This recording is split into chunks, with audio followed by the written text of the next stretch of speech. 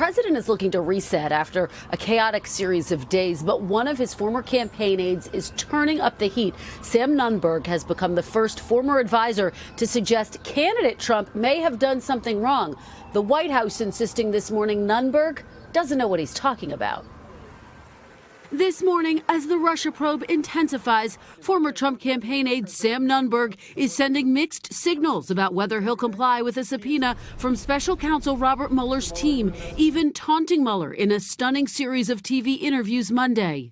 They're not going to send me to jail. You know what, Mr. Mueller, if he wants to send me to jail, he can send me to jail, and then I'll laugh about it. Overnight, telling NBC News he'll likely cooperate with investigators in the end, but earlier a defiant Nunberg insisting he wouldn't provide testimony or turn over emails and other records relating to the president's campaign. It's a witch hunt.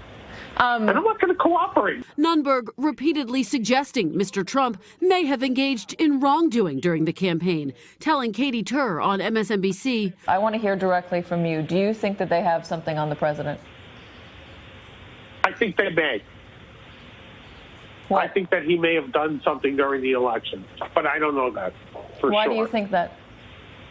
I can't explain it unless you were in there. Later elaborating with Ari Melber. Do you think they were more interested in Trump related to the criminal hacking which occurred, and we know there were stolen emails, or in relation to all the social media and the I think they were sanctions? interested in something with his business. The erratic, sometimes belligerent interviews. Something like this is so ridiculous after I went down there, after, by the way, I spent money on a legal, for a lawyer. Even prompting this exchange on CNN. Talking to you, Yeah. I have smelled alcohol on your breath.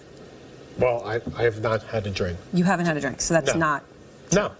The White House firing back at Nunberg, who was fired from the Trump campaign in 2015 after writing racist posts on social media and was later sued by Mr. Trump for violating a confidentiality agreement. The case was settled in 2016. Your reaction? Well, I definitely think he doesn't know that for sure because he's incorrect. As we've said many times before, there was no collusion with the Trump campaign.